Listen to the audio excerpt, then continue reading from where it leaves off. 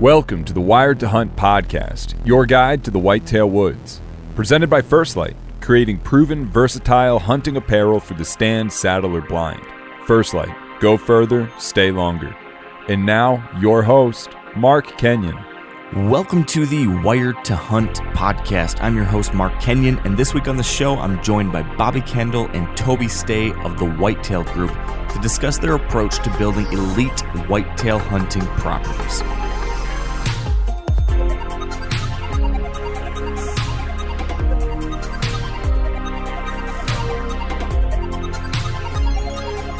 All right, welcome to the Wired to Hunt podcast, brought to you by First Light.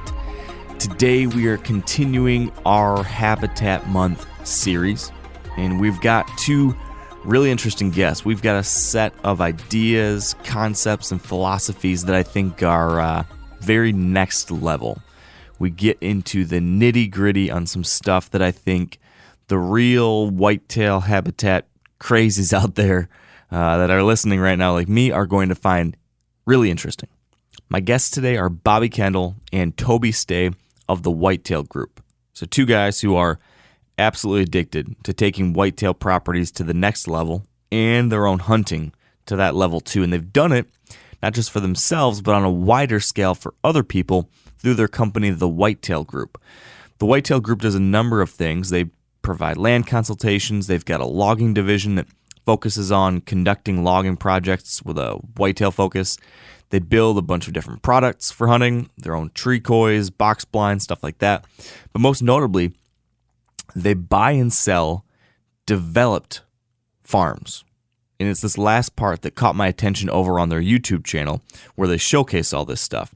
Over there, you can follow their projects as they buy these raw pieces of ground and then transform them over the course of months, sometimes years, into what they call elite whitetail hunting experiences.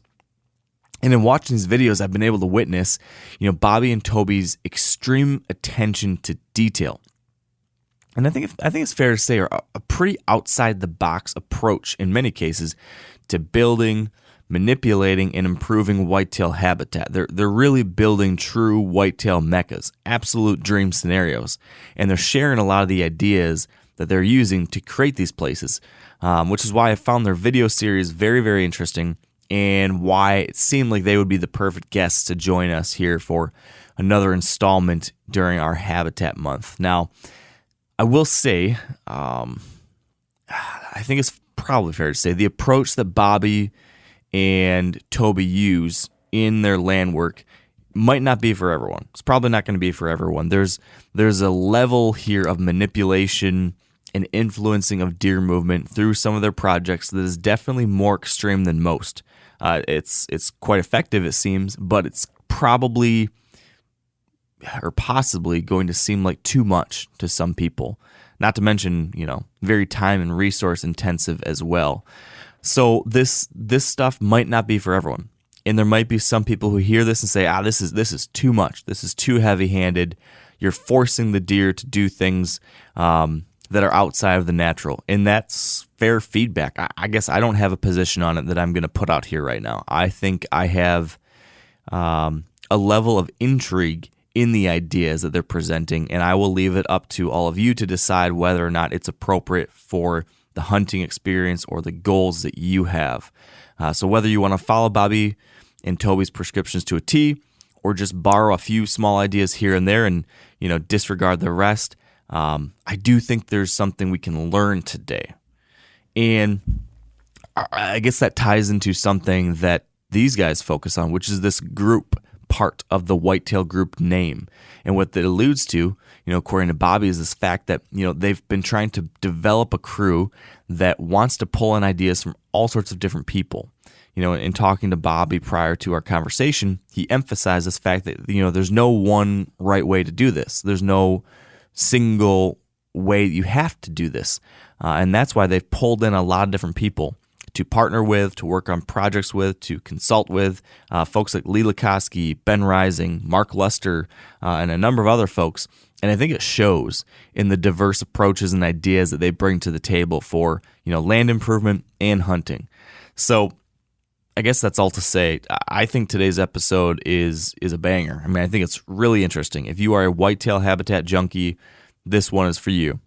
This is an advanced conversation. We go into some really nitty-gritty details, some different kind of concepts with a strong eye towards this very strategic, highly planned set of improvements that can create high odds hunting scenarios.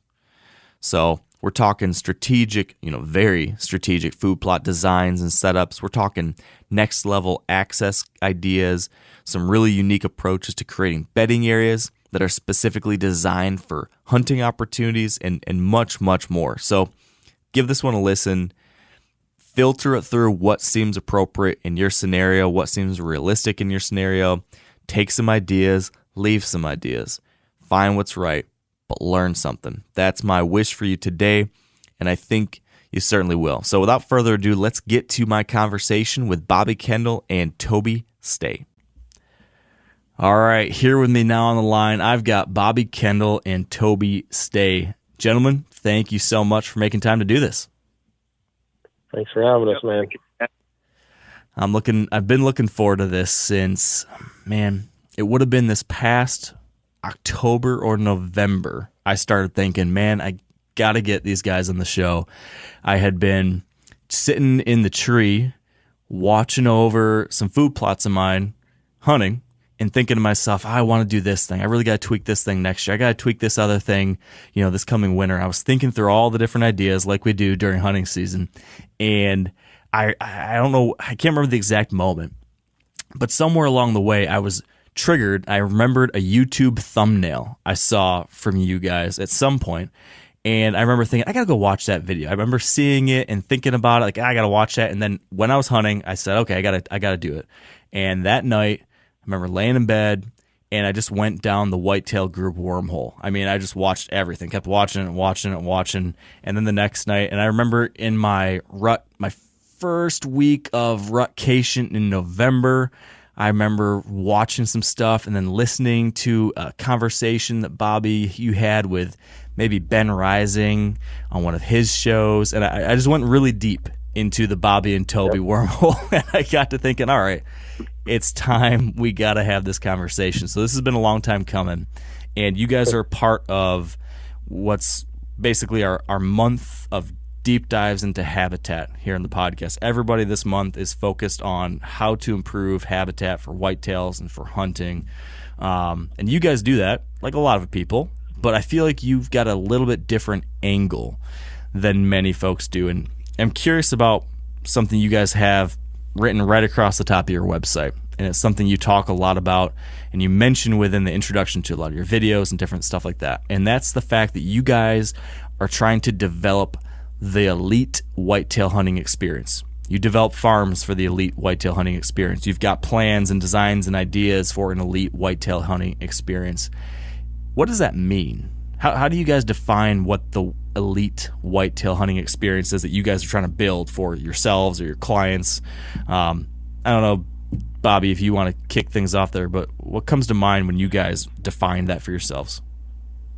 Yeah, well, obviously, we're diehard deer hunters. We're after, the biggest buck in the woods, try and grow them, hold them, all that stuff. But ironically, that question is the elite hunting experience, whitetail deer hunting experience is kind of a loaded question. It's different for all people. So some farms we develop, we're developing specifically for a person that's having us find them a farm and develop it.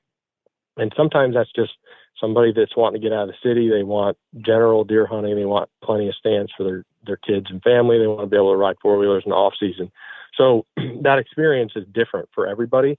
Although our forte and what it's all built around, what we strive for is to create the best chances of putting the biggest, most mature deer in the area in front of you in bow range consistently. So that to me kind of defines what the elite whitetail experience is. Would you add anything to that, Toby? Yeah, I agree.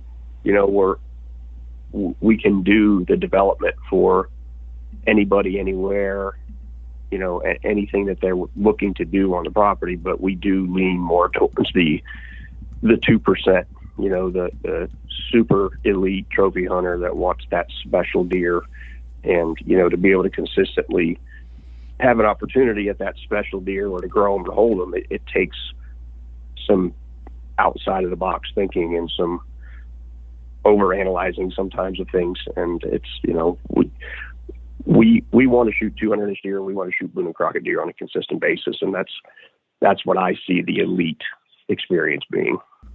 Okay. So if we were maybe standing up in front of an auditorium, there's a whole bunch of camo clad, drooling whitetail hunters in the audience, just like dying to learn about how you guys do this. You're up there with a whiteboard and a marker, and you were going to write your 1, 2, 3 or 1, 2, 3, 4, the core pillars of what creates that, like what you must have to achieve that elite whitetail hunting experience that you just described, Toby.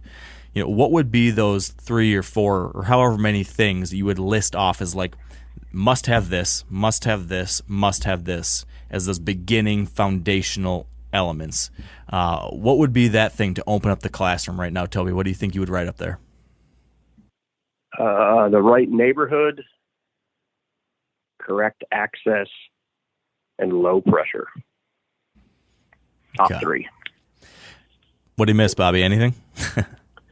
Well, no, I think he hit on it. So I'll tell you what I start out telling people, whether I'm going out and looking at a logging project we're doing for somebody, or our consults we do. I try and get people rethinking and reevaluating. And the answer to that is it's something that everybody in that room can do, whether that it's just a lease, or it's a farm that they have full control and are going to go bananas on, or if they just have the means to do a couple things, it's something they can all do.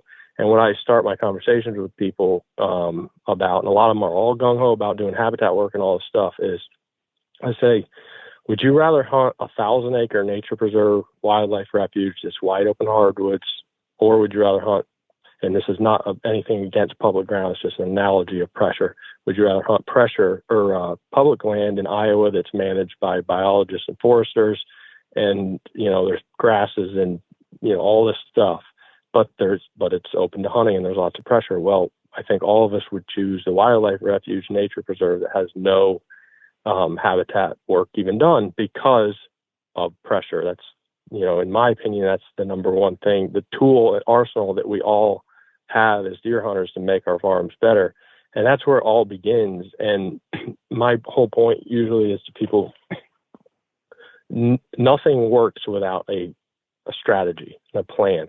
Somebody with a great plan and strategy on a farm that's got no habitat work will be more successful than somebody's got a hodgepodge together habitat plan. They're doing all this stuff, but none of it makes sense as far as a pressure standpoint, access, dominant winds, thermals, all these other things. So, and that's a big rabbit hole to go down. But I would say it's pressure, and it's having a solid plan from the get-go to implement, so that you can hunt as little of your farm as possible, but do it effectively, because you're literally trying to recreate that wildlife refuge place for a deer to feel safe and get to the age we're trying to get them to be as big as we're wanting them all to be. Yeah. That plan thing is somewhere that I stumbled to. I remember, early on when I started dabbling with habitat stuff, I was just so excited to do something, to do anything. I was just looking for like the easiest opportunity to, put some seed in the ground. And I thought I'd be growing big bucks, right out the gate. And in 2 different places, I remember I planted these food plots in the one easiest place to plant a plot. Like, plots seemed like the sexy thing to do. It seemed like the easiest way to get, a great bang for your buck as far as like making an impact. And then I just found the opening, and I was like, all right, this is where I'm going to do it. I'm going to put my seed down. I'm going to grow this lush green plot, and there's going to be, big deer coming out of the woodwork. Little did I, know or think about how that would impact my access and my exit, and what me moving past that food source, educating all these deer every time would do, and all the ripple effects, from that. I think a lot of people fall into that kind of mistake, right? Oh, yeah. So when you guys start a process like this for yourselves or on a new farm that you're building for someone or that you're going to, work on in one way or another, what does that plan building process look like? Where do you start? And then how do you personally go about building that? Because this seems like if we can't figure this out, nothing else is worth doing. Right, Bobby? Right. Yeah. And it's kind of no two farms are the same. And like Toby said earlier, sometimes it takes thinking outside the box. I'd say the big things though, are obviously access, dominant winds, and then, and that kind of gets you a general idea of kind of what you can do. And then from there, I almost say we're creating a foundation of a farm, because sometimes the foundation, like you said, I can put a food plot over here because it's wide, it's open, and I can put it here. Well, it might not make any sense to put it there. It might actually be detrimental. Whereas what we're kind of doing, and we facilitate a lot of this through with our logging division, ingress, egress, dominant winds. Where do we want the deer to bed based off of where we could put a food plot, and we start working from there. And again, this is kind of a rabbit hole to go down, but we'll go in that area, let's say, where we want to make them or up our odds, because that's all we have as hunters, right? So, we all have our thoughts and ideas. There's no right or wrong in hunting. There is no right or wrong. I think the only thing that we can all agree on is that we have the ability to stack odds and raise probability, and we can do that exponentially. So if we can coax the deer into bedding in a certain spot because of the way we're wanting to access a food plot that we're creating, it ups our odds of not spooking the deer and having him come into the plot the way we want him to. So we'll go into that, let's say, south-facing slope that makes sense because he's want to bed there anyway, makes sense from our ingress, egress, and our dominant winds. And then we'll literally go in there and I'll be like, and it's not the entire south-facing slope a lot of times. It's the exact point that he would want to bed on based off of, terrain. You go there, you find beds, and then literally it's just kind of simple. It's just looking up at the sky and the south sky and trying to figure out what trees are robbing light from that one knob. I'm a big proponent of not just thickening the whole entire, it doesn't all need to be thickened. Thickening it in key locations, I think, can go further than just thickening a whole farm, because then there's strategy behind it. And, there's some things that we can talk about how that looks, that we've been doing lately that I don't hear a lot of people talking about. You mentioned this idea of kind of thinking through where the bedding would be and how that would impact your food and how that would impact your entry and exit and winds and everything. Is there a, when you're putting this plan together, when you're thinking through, okay, where do we want things? How do we want things?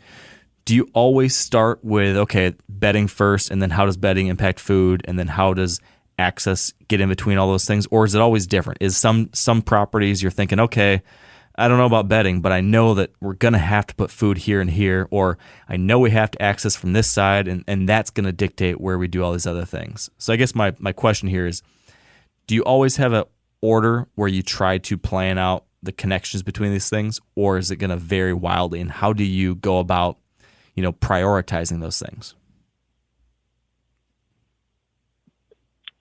Well, I think that every farm is totally different. I think Toby would agree with that. I almost refer to it like as a canvas. So you're dealt a canvas to create, right? And, that might be the timber canvas that's there to create something with. They're all so different, so you really got to get boots on the ground. And honestly, kind of my approach, and I'll tell people, look, I might say some things that make no sense at all while we're here, but all of a sudden it'll all start making sense because I got to see the farm, I got to feel the farm, and I'll throw ideas out. And it's kind of like this process I go through. And at the end of the day, I'll usually have this kind of light bulb moment where I think I've got it all, all together until Toby comes and sees it and has a better idea about something, and we throw that away. And that's kind of the whole Whitetail Group mentality. Is it's a group of minds, kind of all putting it together on the canvas there to create something. I don't know if that answered that question, but they're definitely all different, right, Toby? It's always exciting when Bobby and I walk a farm together, or all three of us, or Mark or Lee or somebody we're together. And it seems like those are the most exciting ones, because everybody's brain is going, 100 miles an hour, and you're just spitting out your thoughts, and it's just a really good, exciting thing. And, every farm that you go into is, like Bobby said, is so different there.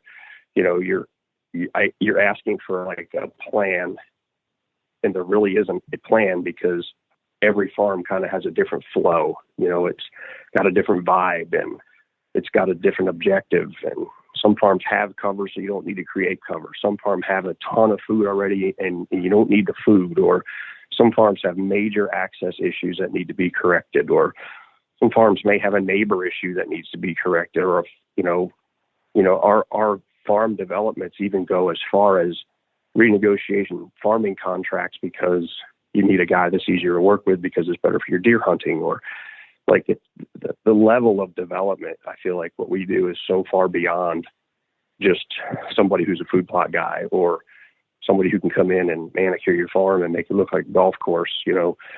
With selling real estate and stuff, I get the advantage of being on, more property in a month's time than guys will see in 2 lifetimes.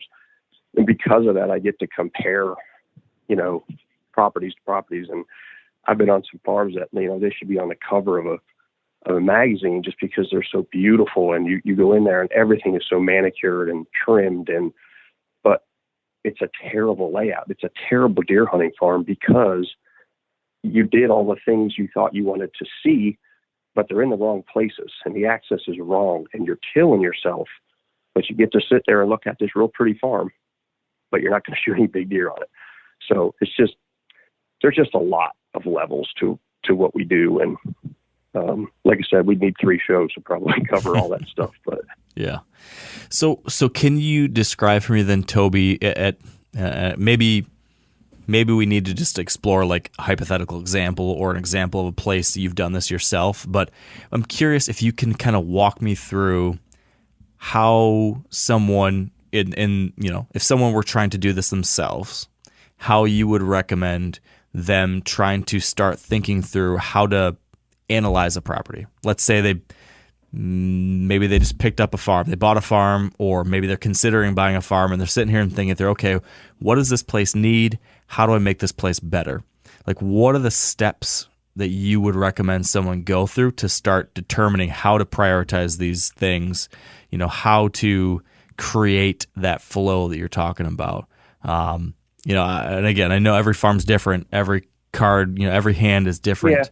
Yeah. But like, walk me through some kind of hypothetical process that someone should be thinking through as they're analyzing their place. It's kind of like what Bobby opened with is, what's the purpose? What are you developing it for? Are you developing it to be able to take your wife and your kids and your family out there and shoot $15 a year off of it and have a great time? Or are you developing it because you're the only one that's going to hunt it, and it needs to be set up to shoot the biggest, most mature deer on the farm? So there's just a broad spectrum of why you're doing it, so that we know how to do it. And that's kind of what, with us doing the consulting as well, you're asked where to start. I would probably start with having Mark come out to your property and paying him to do a professional consult, and then telling him in the beginning what the reasoning is for starting it. And then that's kind of how our process starts. And that would be if somebody's buying a farm and you're wanting help. It's different when we are buying them for ourselves. And obviously we're doing all that ourselves. And that, honestly, that ironically, and I'm not one to hard sell or push. You've never seen any of us hard selling or anything on our videos. It's all really just follow us. It's free education and stuff. But the more and more we do these consults, Mark Luster goes out and does the on-sites, and then I jump on Zoom to go over and weigh in. But it is truly amazing. I mean, people are spending a lot of money on a farm, and the little bit extra to do something like that and have a group of professionals kind of help, like the value that's provided, it is so much fun. It's amazing to watch. I mean, like we did one a few weeks ago for a guy that shot several 190 class deer, and he was just looking for one little edge. But we do a lot of them for guys that, they're very new, and it's just amazing to watch the fast track that they get. They're just so far out ahead. It's not a hard sell to get our consults, but like that was the first thing that popped in my head, because it is incredibly helpful. If you're going to do it on your own, like your question originally asked, I'd say dive into a bunch of our videos, and I get emails every day about, how many ideas they had and thank you and this and that. And it's just a bunch of free education. Try and learn some concepts and theories, learn theories about, think like a deer, like big deer want to quarter into the wind as they're looking for does, and try and set your farm up so that he always is feeling comfortable. He's feeling comfortable living there. He's feeling comfortable moving through there. We're just trying to, I say, treat your farm like a glass house. How do I hunt as little of it as possible, but hunt it effectively? Don't let them know you're there. We use all kinds of things you can see on our video strategies. We use lots of switchgrass and stuff. Not so much for bedding, like a lot of people want to think about it, but to take food or plates off of the table, force them to where we want to have them, create design or shape of plots to create pinches, which concentrate scent, where we put tree coys to up odds of deer being there. We use the grasses for ingress and perfect egress with a low box blind. We use the grass edge to be able to move that blind down the grass edge throughout the season as you mow corn. There's so many things. I would say watch our videos, watch other people's videos, learn, get as much information as you possibly can, and then just try to build your farm in a way that you can tiptoe around it and never be known that you were there, or as close as possible as you can get to that. Yeah. High probability, low impact. Yeah. Yes. I always talk about risk reward. So like, is diving into the hardwoods in the middle of October, is the reward worth the risk? Well, probably not in most cases. Is it November 5th? Most likely. Is it in November 5th if you've, fell some less, desirable trees and took that 50-yard gap and turned it into a 30-yard gap, and they've got a deep ditch behind them, and, they have to come through there? Yes, the reward is worth the risk at a certain point, so and I call it like hunting defensively. So hunting offensively would be like being rammy and charging in over here and charging in over here and getting impatient and just hunting all over the place. Like you're on the offense. Hunting defensively is like, no, I'm not going to hunt today because it's not right. No, I'm not going to go in there because it's not time. No, it's usually like less is more. It's not some magic potion to be more successful. It's usually just being more patient and hunting smarter and doing less. That makes sense. Is it your opinion, Bobby, that hunting defensively is the best approach just on private pieces like this that we're talking about, where you can manage to some degree, and then the more offensive style of hunting is the better approach when you're hunting highly pressured places? Or is it more situation dependent than that? You got to use some common sense, but I tend to just stay in my lane, think like a deer, and me versus the deer. I tend, to, like, for example, this year, I still, even though this business has grown into something I never could have imagined, I still run a trail camera on every nook and cranny that I can to find a big deer, because that's the key. Is you gotta have one to kill one. The farm I hunted on this year, I shot a big deer. He officially scored 196, but it was probably a 20-acre area, and I hunted it last year as well. And I killed a big one in there last year. Well, there was 10 tree stands on this property. In that 20-acre area I was hunting, there was probably 4 or 5 other ones from other people hunting. There was trail cams all over the place, and I just kind of stuck to my principles and hunted the deer. I knew him from the last year, so I knew kind of what he was going to do. Same date, same place type concept. And so,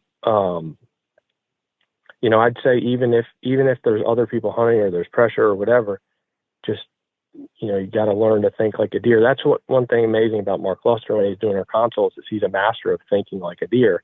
And that's why, he does such a great job doing our consults, is because he first, before they even get started on the farm, he's teaching them these principles about a deer and how they live and how they move about, so that then when he starts designing and talking about setups, they can understand the principles, behind those setups, not just, let's throw a food plot here because. Yeah. Let's dive into that a little bit further. This idea of thinking like a deer and then building or creating or preserving, this glass house or whatever this perfect situation would be so that a mature buck feels super comfortable. And let's start, in the place he spends probably more time than anywhere else, which is his bed, his bedroom, the core of his core of his core. You alluded to this a little bit, Bobby, with some of the things you guys are doing. How are you guys thinking about buck bedding areas and creating bedding areas, and what are the things that need to be done to make sure that a mature buck, or as many possible mature bucks, feel comfortable within your property and whatever bedding areas you have? What are some of those key things that you are, making sure you have or making sure you create? Right. Well, it's kind of back to that nature preserve, public land analogy there, which goes back to pressure. If you give deer no pressure, big bucks love wide open hardwoods if there's no pressure, because they can see and they can get out of there quickly. Back to that deer I shot this year, those woods, it was just wide open. The deer I shot the year before, he was probably 7, and after I killed him, well, the deer I killed was 5. And after I killed him, the neighbors sent me some pictures, and they said, "Hey, congratulations on killing DK." And I said, "What's DK?" And they said, "Dark Knight." We call him Dark Knight because we never saw him. Yet I got a lot of daylight pictures of him and stuff. And the difference was it was just a 20-acre area that he grew up and spent a lot of time. That there was no pressure in there, and so there's 2 pressures. Like, you have to give them safety to live their life so they get to the point where we want to hunt them, and they're not going to tolerate, human intrusion and activity over the years. But then once they get to that age, it can be hard to kind of run them off. You know what I mean? So like, I had all kinds of bonehead mistakes I made last year. This is kind of getting confusing because there was 2 big deer I was hunting. One of them I hit, one of them I ended up killing, but the one I hit was probably 190. And, that deer, I made 5, 6, 7, 8 mistakes. He winded me. I missed him. I hit him, and he just would not leave because he spent 7 years in an area and he was that age, and it was hard. It was hard to run him out of there. And people, I don't think people realize that. A lot of people think of them as like unicorns, like one mistake and they're gone. Well, once they get to a certain point, it can be hard to run them out. But you have to give them that security over the long haul to call home to where they become that big buck. And so what that looks like starts with pressure. Everything I just said, I guess, gets back to pressure, regardless of the habitat. So you have to have a place you're going to give them security. And then what that looks like in my eyes, instead of going into an area where we have a south-facing slope, that makes sense, it's tucked in, it's not going to be affected by our ingress, egress, dominant winds, rather than go back there and just, if let's say our logging division's going in there, rather than go in there and hammer the woods and make a clear cut essentially or whatever, we'll just kind of do a healthy select cut. And then, like I said, we'll pick that one spot. It's like, where would the biggest buck in the woods want to live or lay? Well, probably right there on that point, because he can see everything. And sure enough, you go up there, there's beds. And then we just start, trying to open up the sunlight to hit that exact spot. And now you have some strategy, because if you got a food plot 100 yards down that ridge and you get consistent pictures, you can start kind of, telling where he's coming from or whatever, and you can kind of guess that he's on the point. However, I think that creating just bedding areas in general can be more impactful to your hunting strategy than trying to make a quote a buck bed bedding area or whatever. And this is kind of why. So we've all come up to like a deadfall or a tree in the woods, and you've got, a quarter acre of briars and stuff that exploded because there was like one or two trees that got blown over in a windstorm. And sure enough, there's beds in that, right? Mm-hmm. So if we can start trying to create these pockets that make sense for egress and a hunting setup, like let's say we can slip in this ravine in the rut and we can get up, there's a draw that goes up to this flat and they're going to pinch around the top of it anyway. And so we go up there, we find a tree stand or a tree, and we start laying it out around that tree. And then we would open up that pocket of light in front of that tree, but we would make sure to do it in a way that there was a path of least resistance in all that mess that we created between us and the stand, about 20 yards. And we figured it all out, to, let's say, hunt a southwest wind.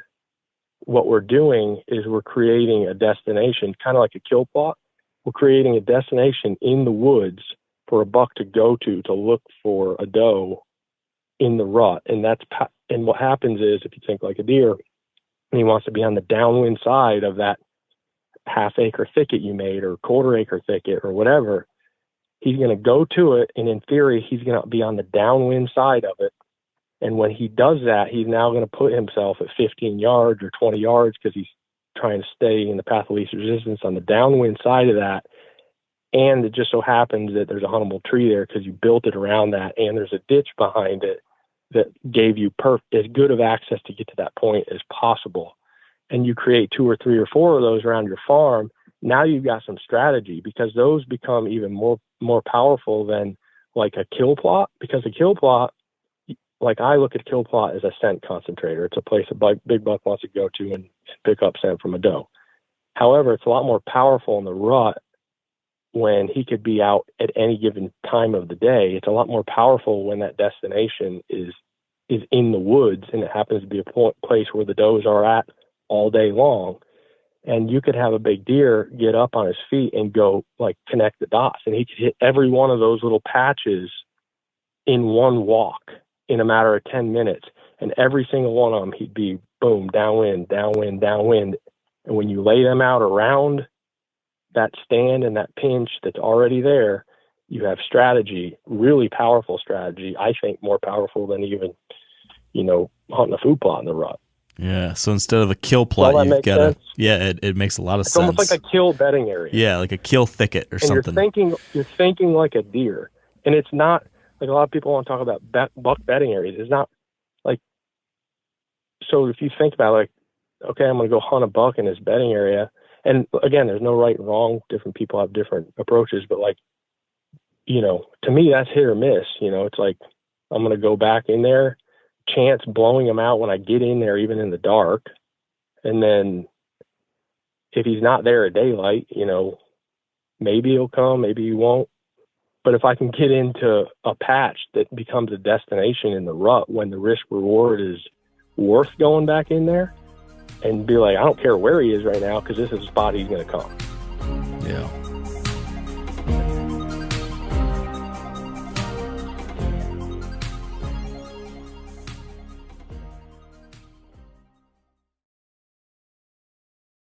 So these, kill plots, when we're making kill plots, I'm usually thinking about something small, something that has a specific size or design to it to give me the best possible shot opportunities.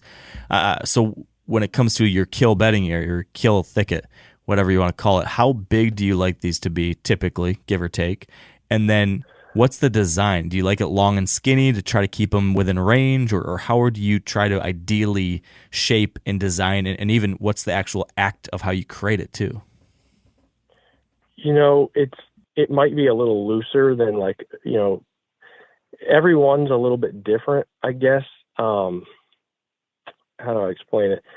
I think smaller is better. You know what I mean? Like if you're thinking like a deer and you're in these hardwoods and there's one brushy knob over there, you're going to go check that for a doe because you can't really see in it, I almost think the smaller is better, but it kind of is relative to the type of woods you're in. If you have wide open hardwoods, and you have if you have one blowdown on a point and the rest is wide open, it's going to be a piece of structure that a buck is going to maybe go to look for a doe against it. And like, I did some logging up there on Lee Lakoski's, and he was big on that. Like in this one wood lot, he just wanted to put some tops on the ground to give them structure, to bed up against, So it's kind of like, it sounds crazy, but it's almost like fish relating to structure. They do the same thing.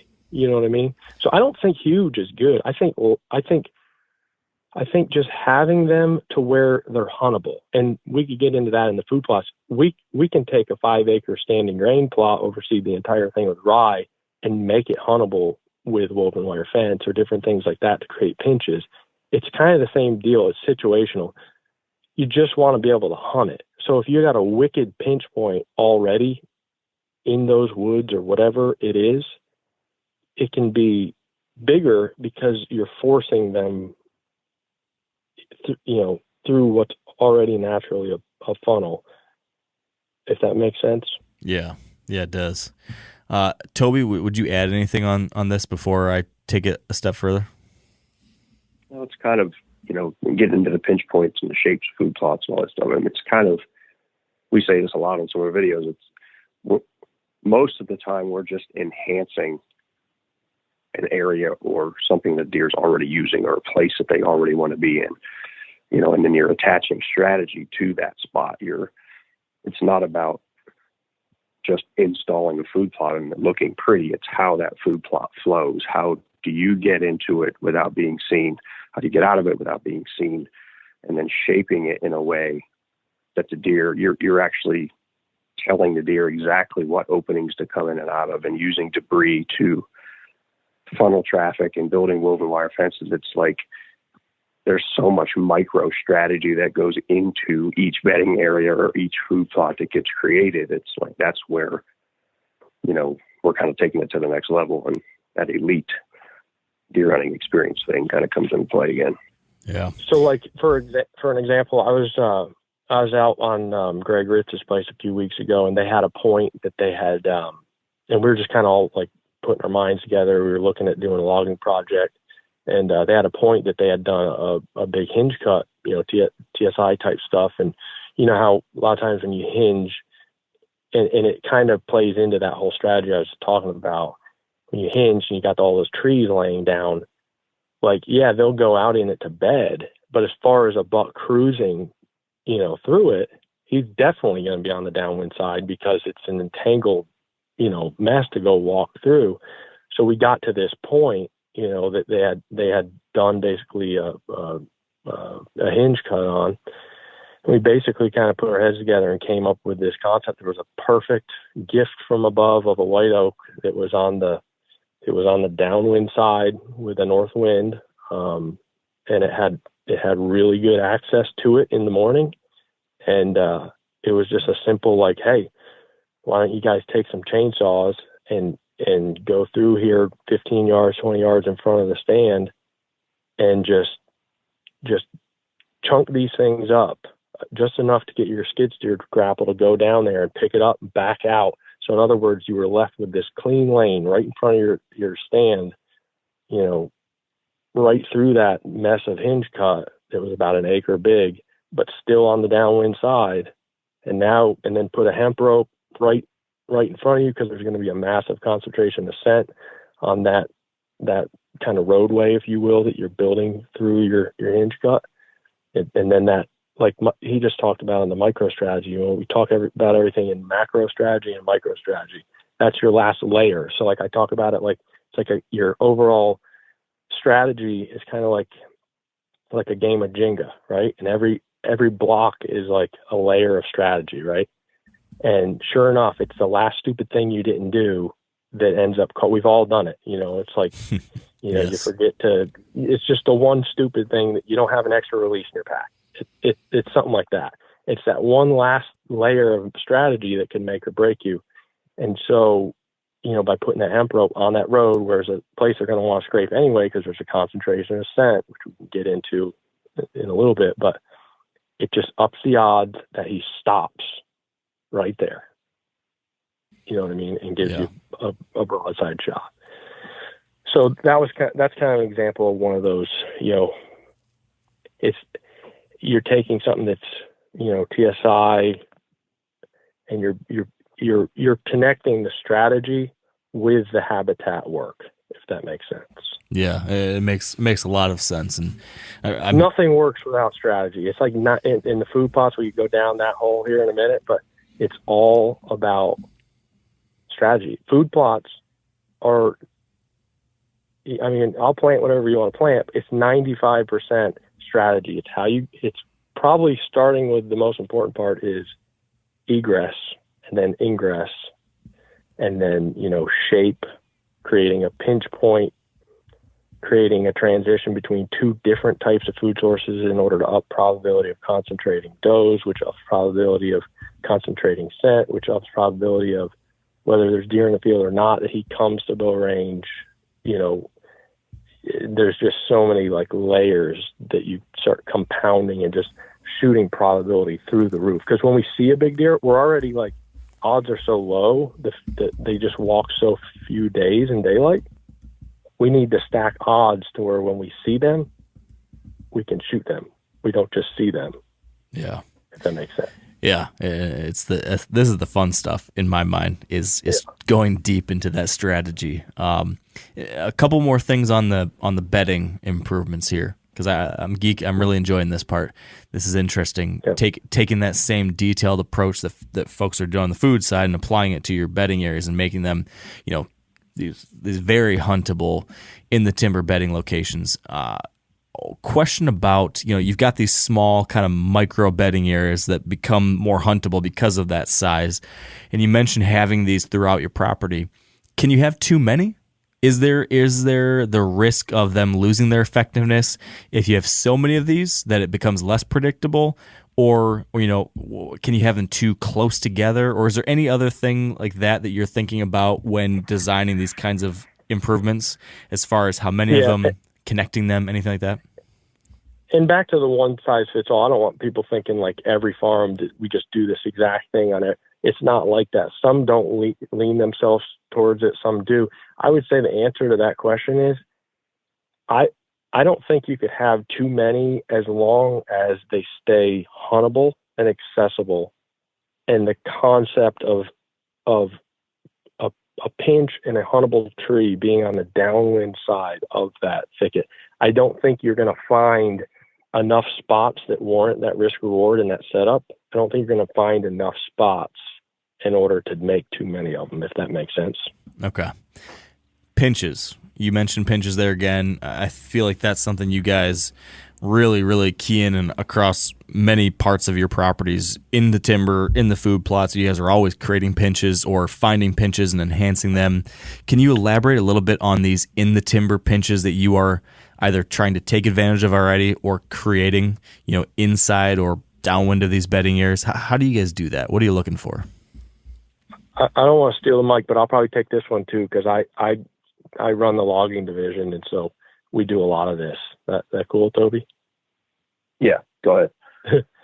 So, oh man, this is a good one. We kind of have become known for the walls. We talked about the walls. You probably heard us talking about them in our.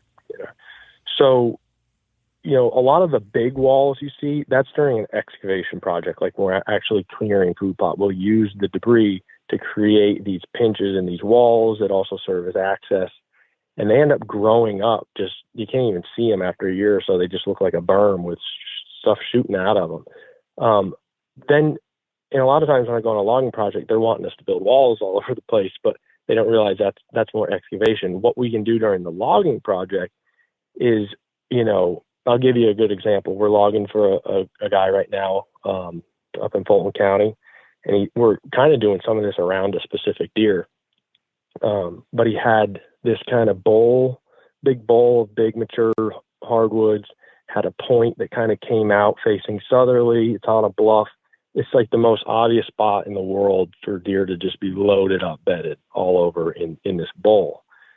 And so, and the left side of that tongue, the left gut of that tongue went up to the top of the hill, it came up to a flat, and then you had about 50 yards to the neighbor's, the crop field.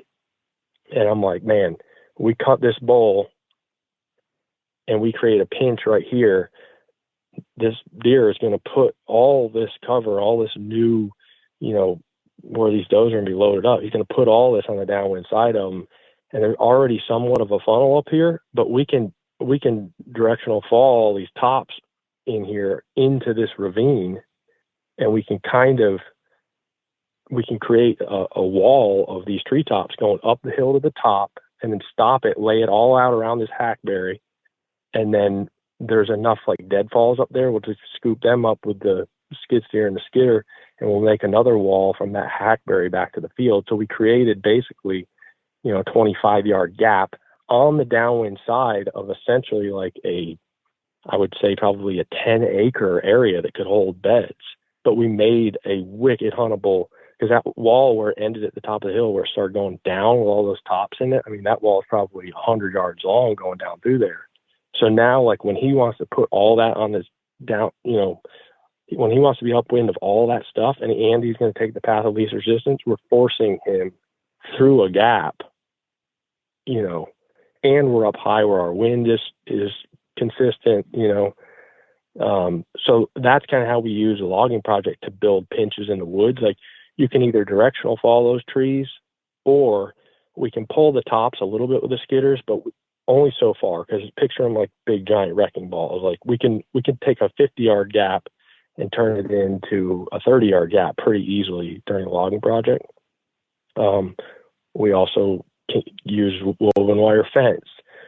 There's you can implement the same strategy so many ways. Like Ben Rising, he's in the logging industry too, and he'll drop, kind of the same type of species trees that you would girdle or hinge cut anyway. He'll drop some bigger, more mature trees in order to create those same types of pinches. So there's a lot of ways of going about it, but any way you use to pinch deer, you're exponentially upping your odds. I mean, think about it. You hunt the whole rut and your target deer, you see him, 2-3 times? Well, what does your probability look like when you've taken a spot where it's a 100-yard area he could come through, and you've cut it down to a 30-yard area? Like, your odds go through the roof. Yeah. Now, what about the opposite? So you kind of alluded to this already in one of the earlier examples, but so you just talked about like building blockades, walls, different things that pinch them, into a place you want them. It sounds like sometimes, though, the opposite can be effective too, which is opening up a place for them to go through that's already blocked. Is that something that you're, doing as well? Yep, like that. And that's where we talk about every situation is different. Like, sometimes we're taking away cover. Like we have a video coming out pretty soon here that me, Mark Luster, and Ben Rising all did a console, and we wanted to do it for fun because it's like to listen to everybody's kind of thought process behind the same spot, and then you end up at a bigger, a more powerful plan for that spot than you could have with just one mind. Well, we kind of like jam sessioned on this one spot. I said what I do, and then Ben turned around, he did something completely opposite.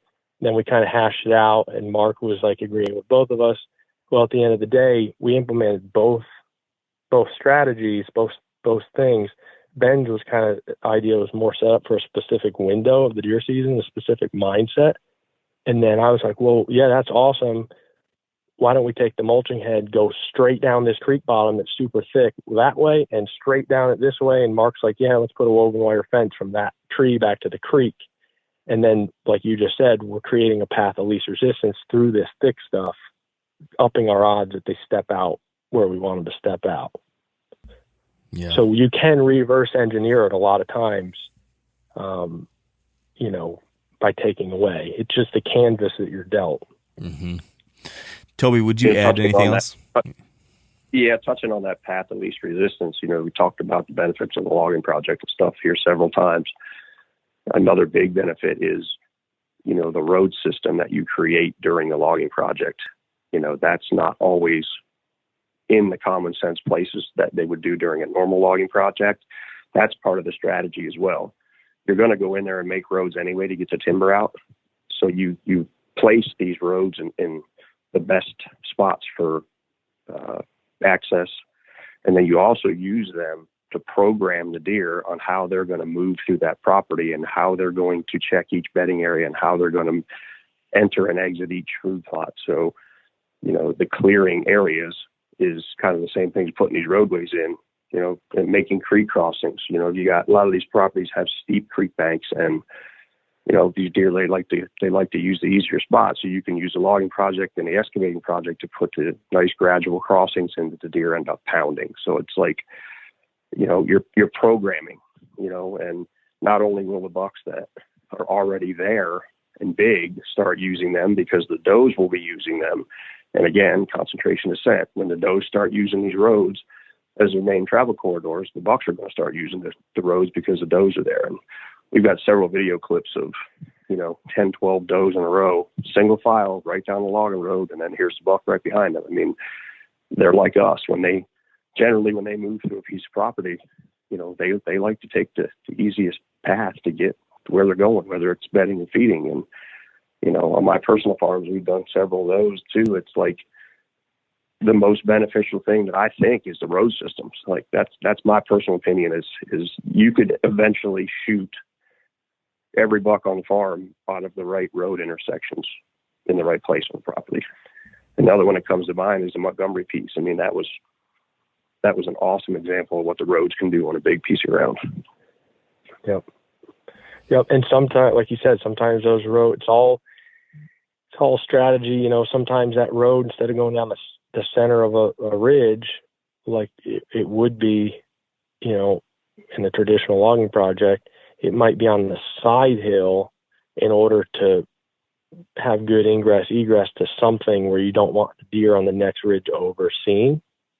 And a lot of times, we might have to use that original skidder trail up top just because it's drier and stuff.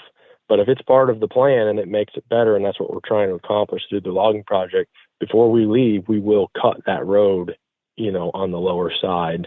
But when you got the timber project there, it gets all the equipment there, and you can start doing, you can start implementing, a lot of the hunting strategy. I always say, like, the logging project is like it's like you're building a house. The plan, you gotta have a plan first. That'd be, studying up, kind of coming up with your plan, doing consult, whatever you got to do. You got to have the plan.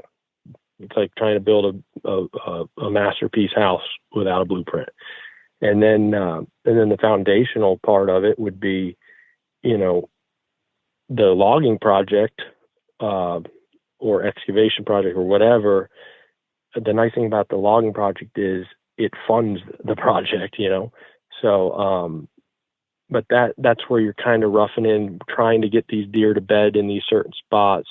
We can open up plots in these certain spots, and we can put these roads in certain spots. Sometimes those roads will have them come off, we'll just put a creek crossing in a certain spot relative to a certain stand, so that we have that path of least resistance in the rut right in front of a stand. So again, it kind of comes back to there's no rigid, set of guidelines, but the logging project is just a tool to be able to implement a lot of these concepts and strategies. Yeah. Like on that, we did a big Fulton County farm for when we did for Steve. We had a big, fairly open block of timber, and the most noticeable terrain feature and kind of what really funneled most of the deer traffic was a huge ravine that went straight down the middle of that block of timber. So when we were doing the select cut in there, we put a huge giant culvert pipe in the middle of that ravine, in the middle of that woodlot, and made a big flat crossing. And then we connected all the roads from the timber project like a spider web down there to this one crossing, and created this super pinch point in the middle of what was a super wide open piece of woods, just by putting a culvert pipe in there and doing a little excavating. And it was a crazy good spot. Yeah, I think I remember seeing that. So So I don't know if it's a question or if it's like a worry, but I wonder for people that don't have a logging project or don't have the valuable timber to make this a cost-effective thing, and they're thinking, man, I'd love to make big roads, I'd love to create these better crossings and different things, but I just don't have the way to either hire someone to come in and do this stuff, and I don't have the timber to fund it. Is there like a budget version of this? Can you do some version of this by renting a skid steer for a day or two and making some miniature trails and crossings and things like that? Like, is there some kind of, junior way to achieve some of these things in your mind, Toby? Sure. Yeah, I mean, there's all kinds of tools at your fingertips, whether it's renting equipment or, having somebody help you with the plan part of it, and then implementing it yourself over time. You don't need to jump in there and do it all in one shot. And then that way you can kind of stretch the cost and the effort out over a couple of years. Yes, to answer your question, yes, there's a way to do it. And that's where it goes back to not every property needs a huge excavator or needs a bulldozer or needs a logging and skidders or something. It's, every piece of ground is its own animal. Yeah. And to expound upon that, like back what I first said, a good plan and a good strategy may not need a whole lot. Like those creating those destination, like doe bedding type areas I was talking about, you can do that just by going out and girdling and hinge cutting trees and putting trees on the ground in little areas. I mean, so it doesn't require this big, massive, orchestration. But another thing about that is and that's kind of part of the value we're providing.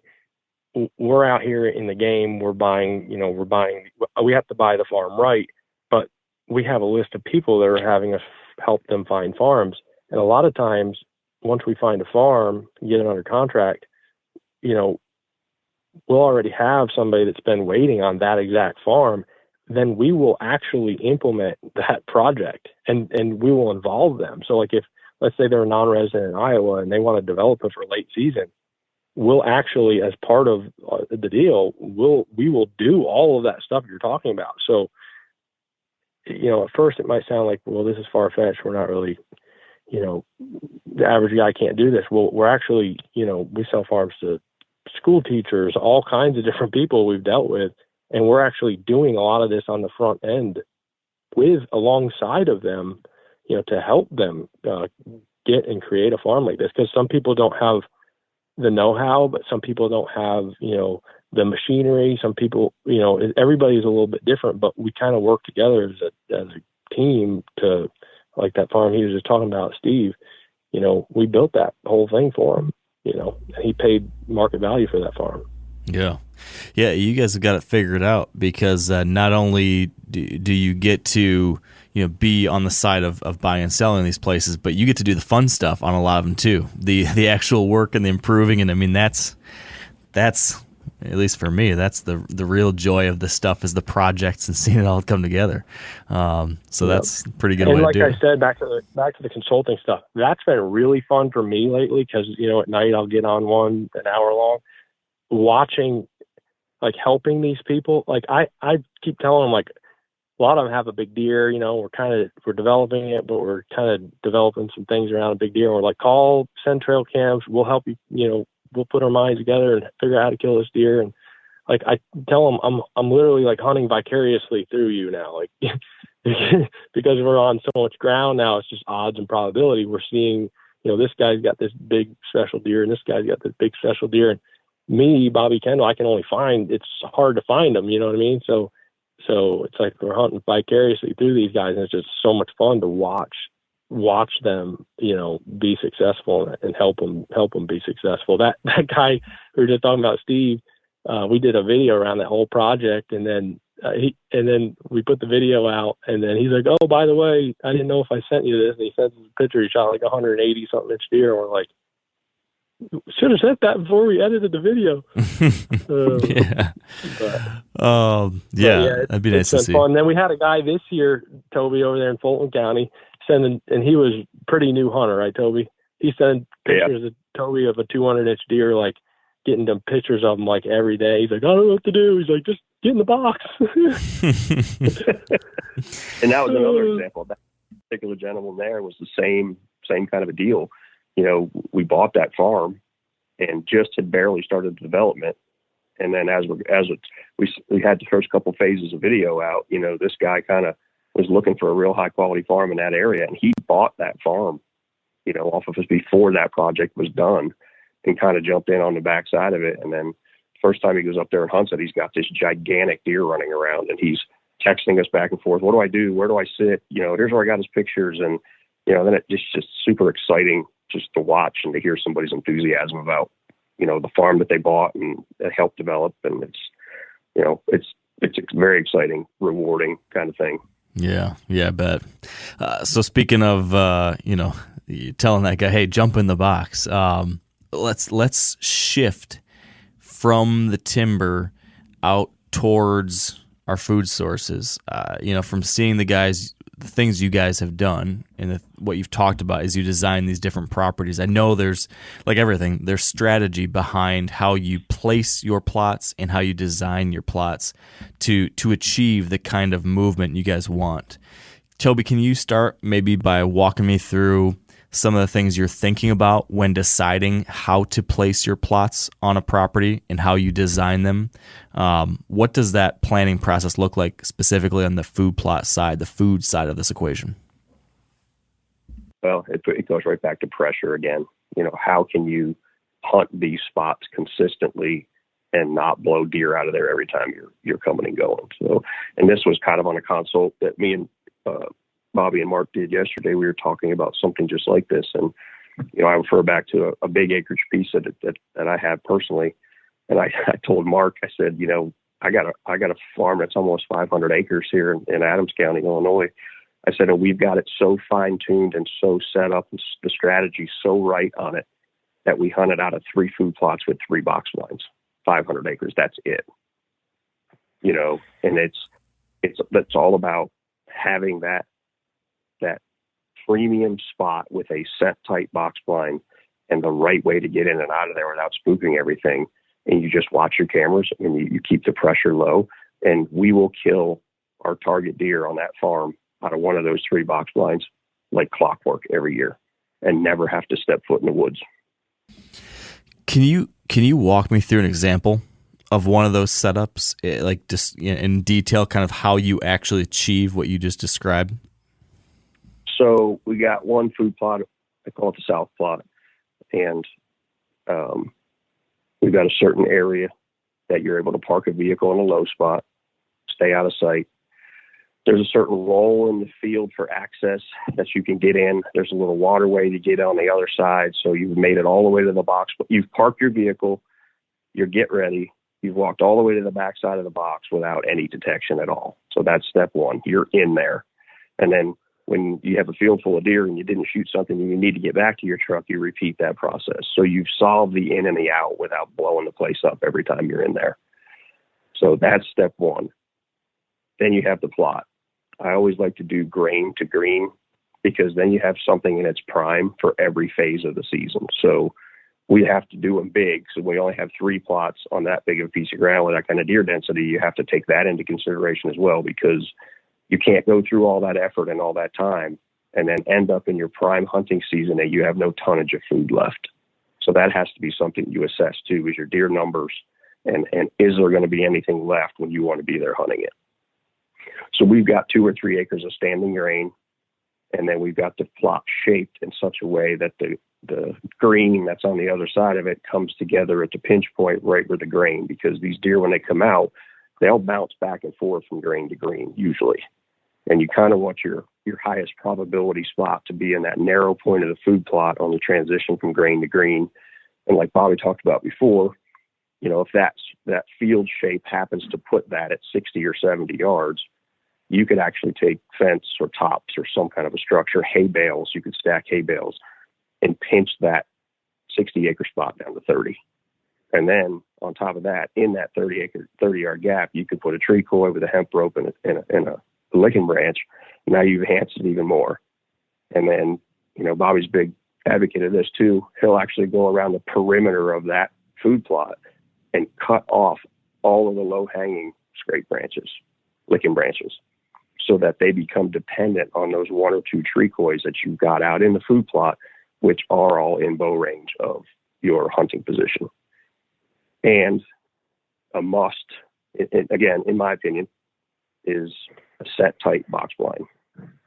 You sit there with the window shut until it is time to open it and shoot whatever it is you're trying to kill. Because that, you create these spots and these primo food plots, and you've paid attention to every detail. And, what's going to happen in those tight plots is you're going to have 30 or 40 or 50 deer out in that kind of a place before your target animal walks out. So when you're trying to do that in a situation where you're sitting in a tree stand, then the wind's going to swirl, those thermals start to cool, and it starts to do some goofy stuff. You're not getting away with that most of the time. So that box blind, that set type box blind, becomes a very important tool in that kind of a hunting situation where you're going to have massive amounts of deer coming to your location.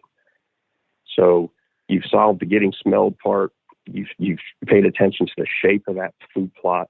You've got grain for late season. You got green for early season, and you've got the correct way to get in and out of there without blowing it up every time. And then you just repeat that in the different zones of your farm as the opportunity allows for, and working with your farmer is pretty key too. You got to have the ability to buy back those crops or plant them on your own, because you got to have both types of food in those kind of hunting situations.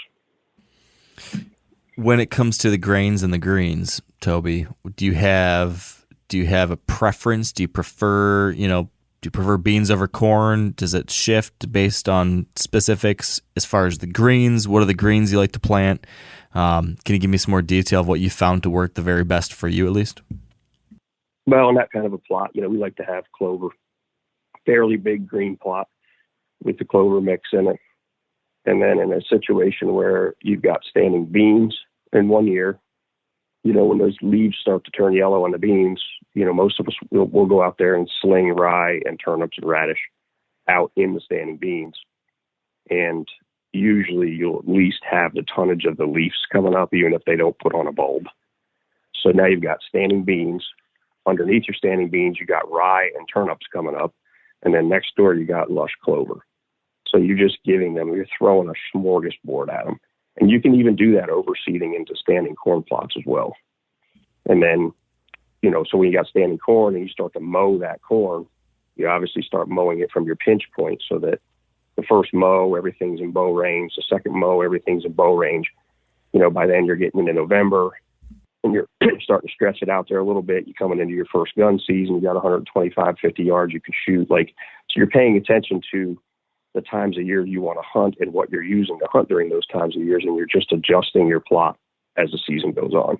And the beauty of the box blinds is if you've got a situation where you have really high deer numbers and they are just pounding stuff, you may have to scoop that box blind up and move it a little bit to keep up with, how hard they're hitting your food. So you're always in the hot zone of the plot. Yeah, that makes sense.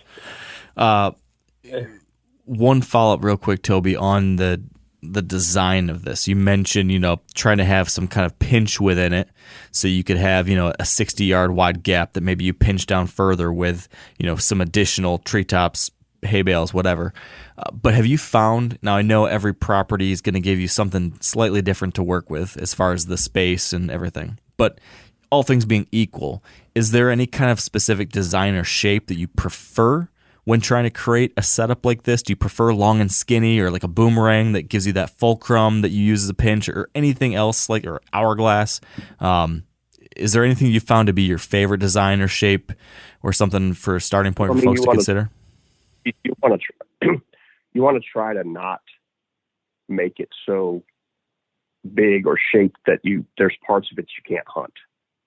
You're doing it to be able to shoot the deer off of that place. So when you design them, you want to try to keep it in mind that, if I'm going to hunt here, if it's here in Illinois and you can hunt with shotgun or muzzleloader, if I'm hunting this plot late season, I really want to make sure that anything that steps in this plot, I can shoot.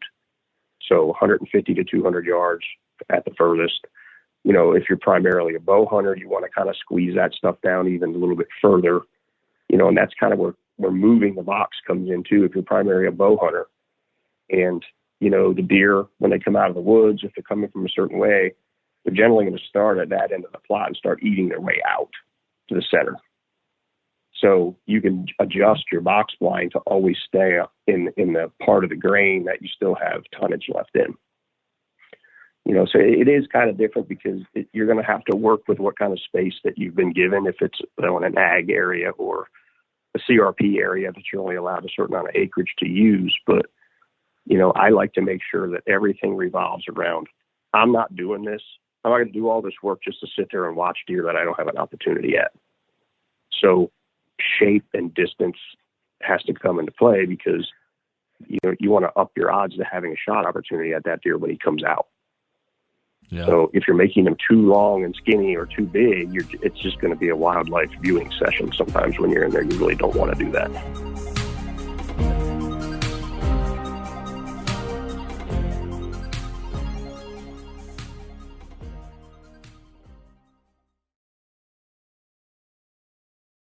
Bobby, what's your take on all of this? As far as I should have been writing down. I should have been writing down all the rabbit holes I wanted to go down. What's been bursting out of the seams for it that you really want to say? Well, he pretty much hit on all of it, so I might go down a couple of little rabbit holes here and there. First thing I would say is for guys that are listening, they're like, well, this is like kind of out of reality for me because I can't do this. We got a video. It's called Face to Face with a Monster. It's a big deer I hunted last year on permission piece. And I just simply went to the farmer. I negotiated to buy an acre of corn. I mowed the corn. I mowed it in a specific shape.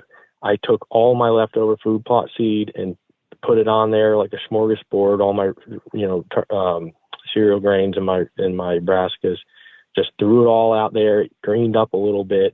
I ran through that corn each direction to where I thought he was coming from, to where he popped out where I wanted him to come out. So I implemented some of these strategies on a piece that was permission, that I negotiated something with the farmer. So there are ways of doing some of this stuff, even if you can't do it. And I actually love working with farmers because it's so much easier. Like the bigger this has gotten, I try and work smarter, not harder.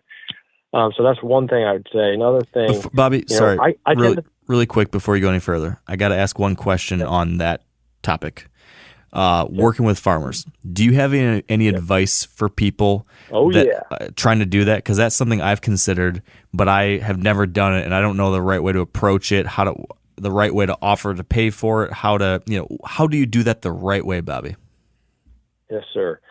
So ironically, we actually have a leasing program now on our platform, on our page, that we partnered with a company that offers we can basically help people put their tillable out to lease to a farmer in an auction style format. And it gets, it's just awesome. It jacks your cash rents way up. But the thing is, we help the person negotiate their farming contract to where it gets all the bells and whistles that help them as a farm manager or hunting farm manager, do as little work as possible and put more of it on the farmer. And there's a lot of different things in that lease that we use and stuff. There's little things you'd never think of. But as far as buying back crop, you don't want to really get into doing it the way that I did it in that example I was talking about, where you're paying after the fact. When it's your field, you essentially want to do a cash rent per acre, have the right to buy back 2 acres of crop. They'd be credited their cash rent on that 2 acres, and all you will pay is their input cost. You have the leverage to negotiate that on the front end. However, if you haven't negotiated it, you're sitting there paying, $1,600 an acre right now for corn instead of, $400. Okay. So there's ways about that, and that's something that we can help people do, and we can hook them up with our contracts and stuff. There's a lot of other little things like, farmer doesn't have the right to chisel plow the field without written permission until end of deer season. But, sometimes in your strategy, you might want them to chisel plow to take plates off the table. So there's that is a huge, there's so many different things to talk about.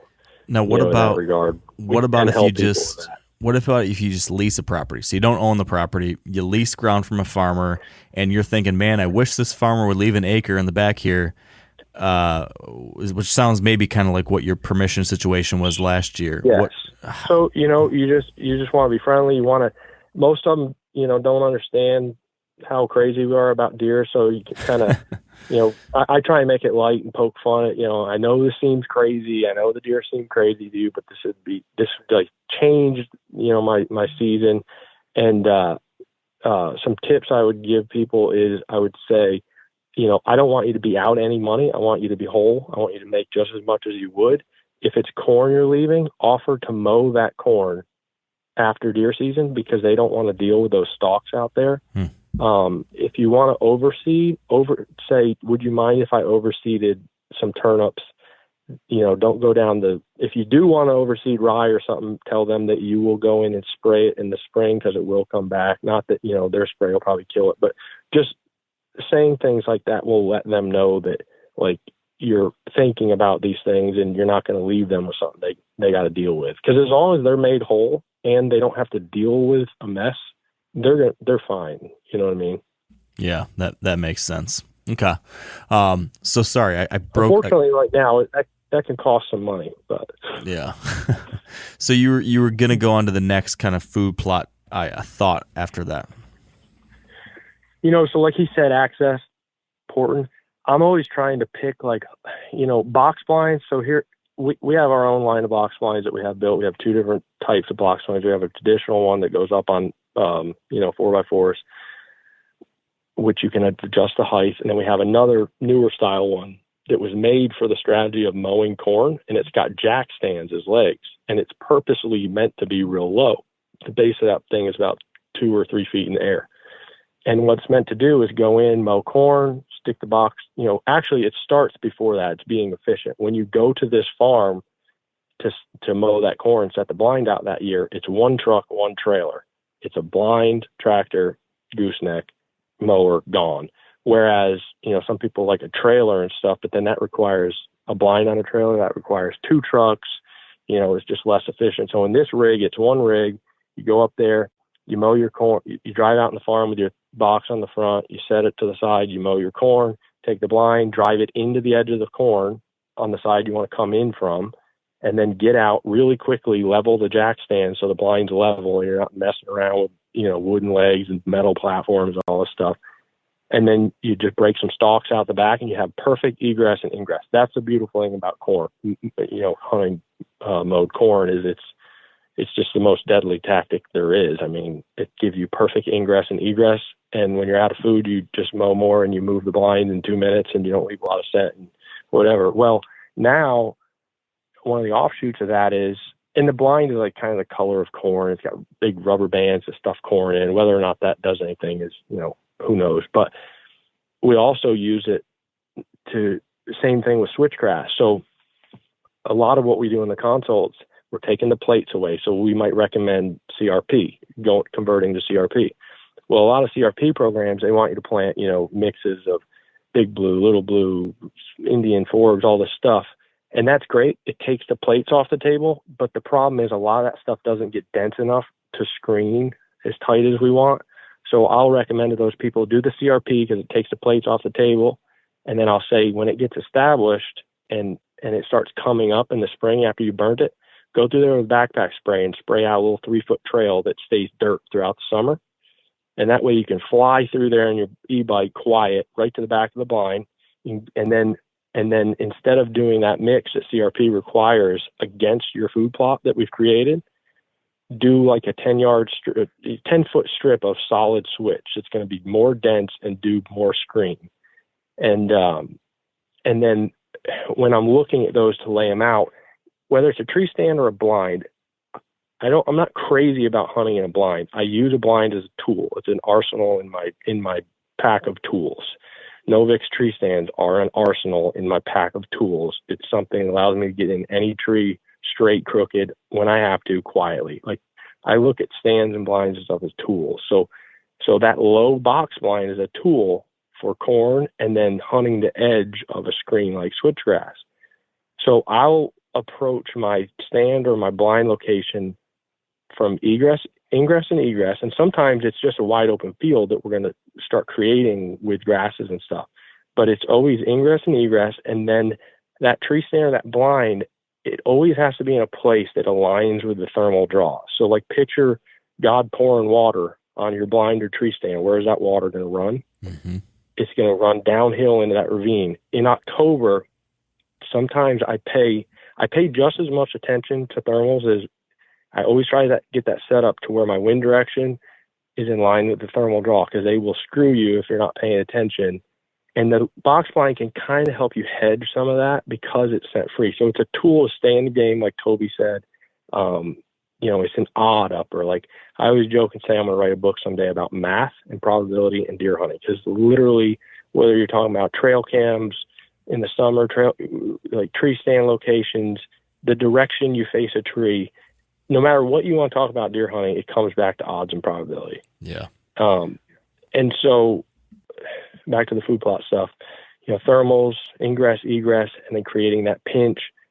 Concentrations of scent, like Toby talked about. That's something that's not really talked a lot about in the hunting world. If you start paying attention, like when you're walking around a farm randomly and all of a sudden you come to a giant scrape or, a cluster of scrapes or a giant rub or a cluster of rubs, more often than not, it's related to a concentration of scent. So like humans see with their eyes.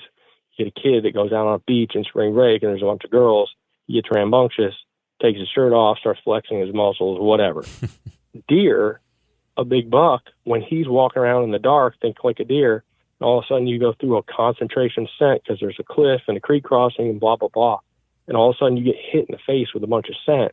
You get rambunctious and you start flexing and tearing stuff up. And so that's where a lot of times that sign explodes if you really start paying attention. And so treacoys and scrapes, a lot of people put them out and they get mixed, results. If you put them in a spot that's a concentration of scent where a deer naturally wants to scrape and rub, you're going to find that they're going to annihilate. I mean, we've got some treacoys that haven't been out a couple of years and they're about whittled in half, so when you can take that plot and like, as far as size and stuff like that, you need a lot of times it depends on how huntable it is to how big it needs to be. So with the use of some woven wire fence, mowing corn strategy, you're able to stay in the game because you're able to hunt a larger area because of the strategy behind how you're hunting it.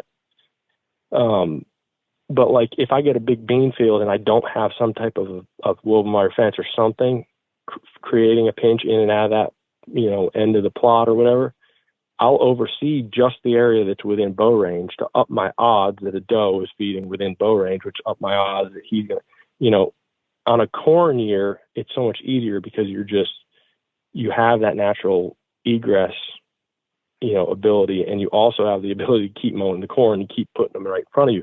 On a bean year, when you've got that line of switchgrass that we design, you have that line of switch or grass to keep moving the blind if he's coming out the other end or he's, they're eating it back away from the blind or whatever.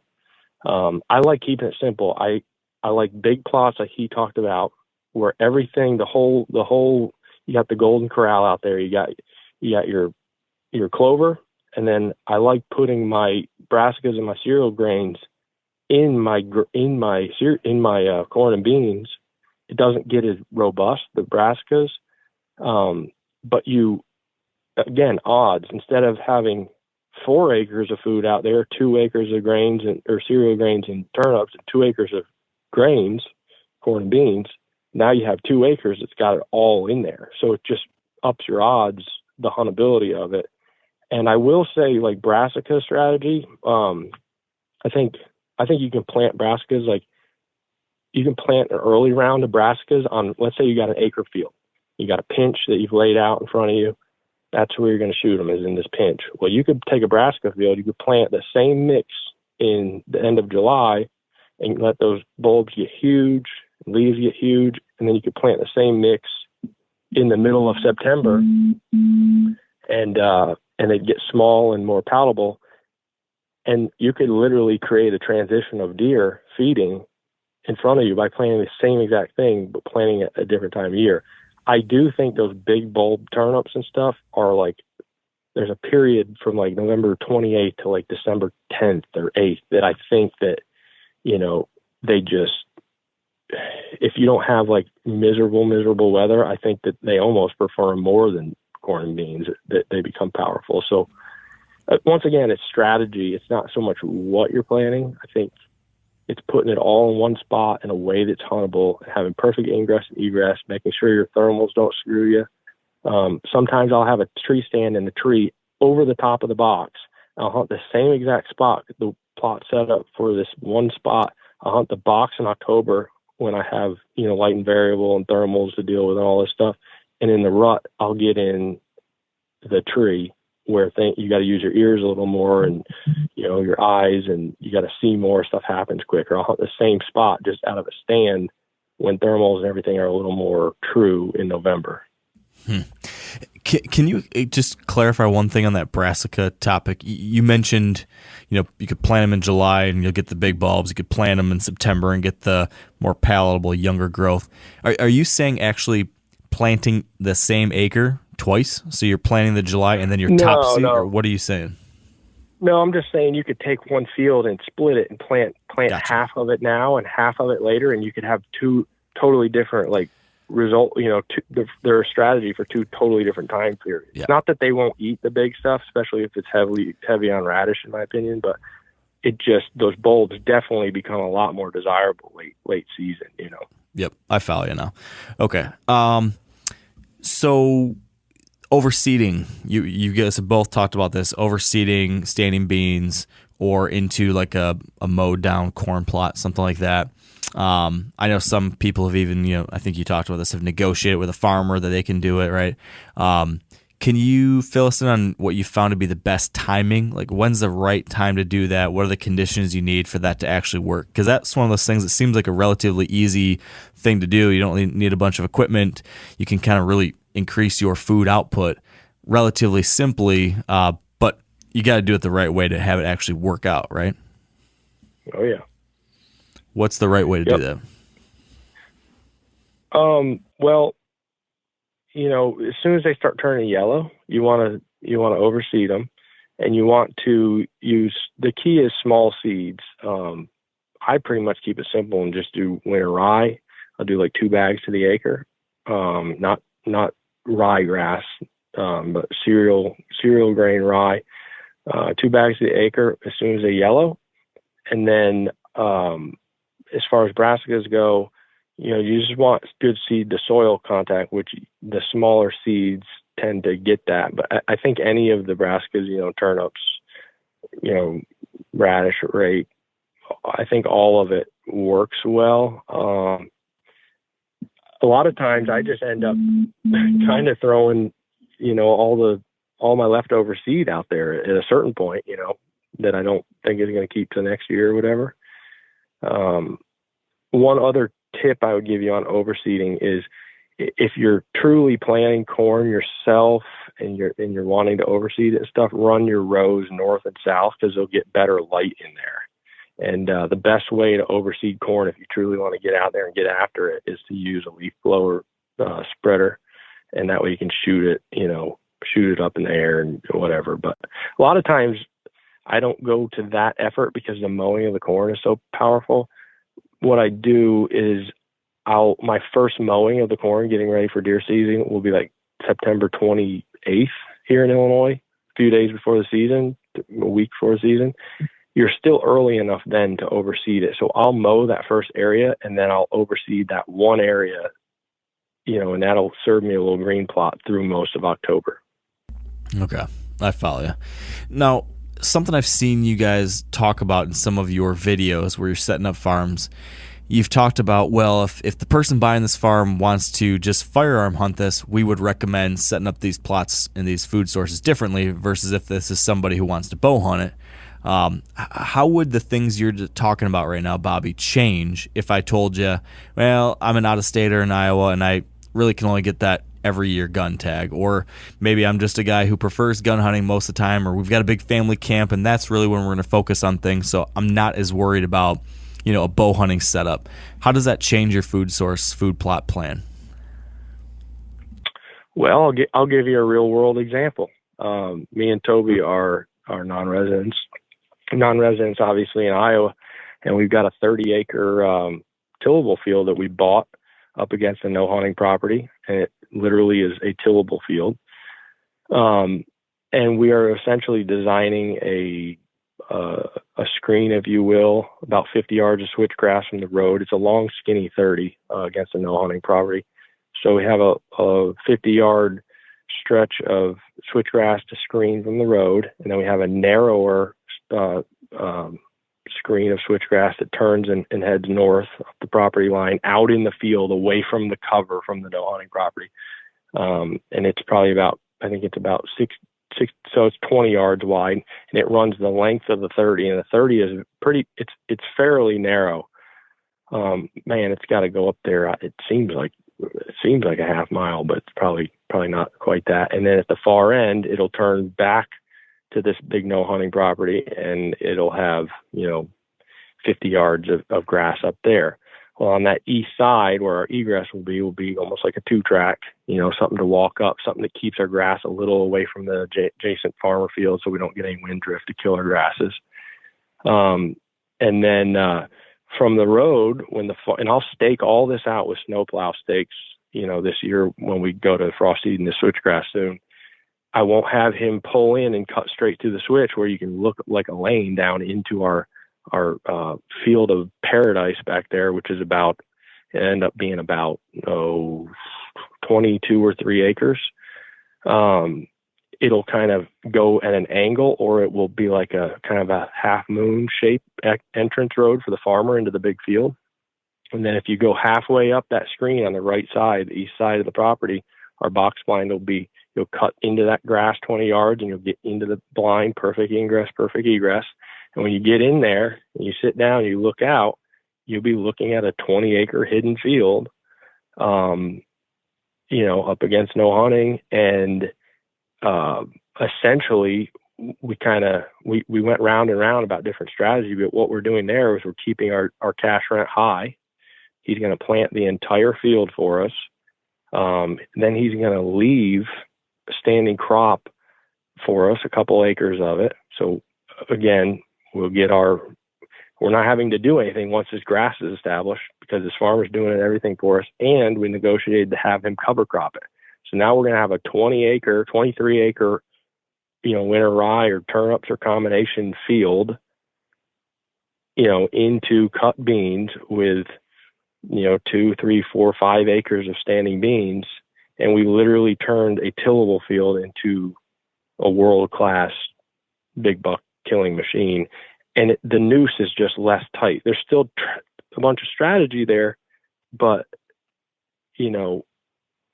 it's just, it doesn't have to be as tight. You know what I mean? You can back off. It's just a little easier to do, if that makes sense. Yeah. So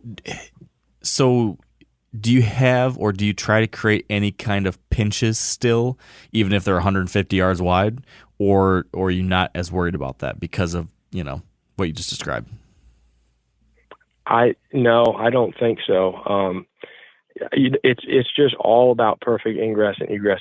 Like picture, you're non-resident, you got a 40 up there in Iowa. You just want one gigantic food source. You just need you need to be able to hunt that field, probability. You need to be able to hunt that field every day for 2 weeks. If that's what it means. You got a big buck in there.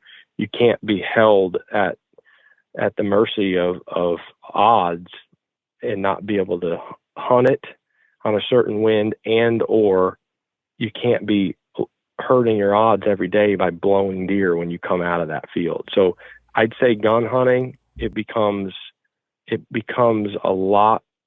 You're doing the same thing. It's just the noose doesn't have to be tight. And it actually, the side effect of it is you pressure your farm less. You know what I mean? Because you don't have to dive in quite as much. We did a consult for a guy up in Decatur County, Iowa. Oh man, it was one of my favorite farms I've ever been on in my life. And we kind of quadrant the farm off into 4 places, had 4 giant food sources with absolutely perfect ingress and egress to each spot.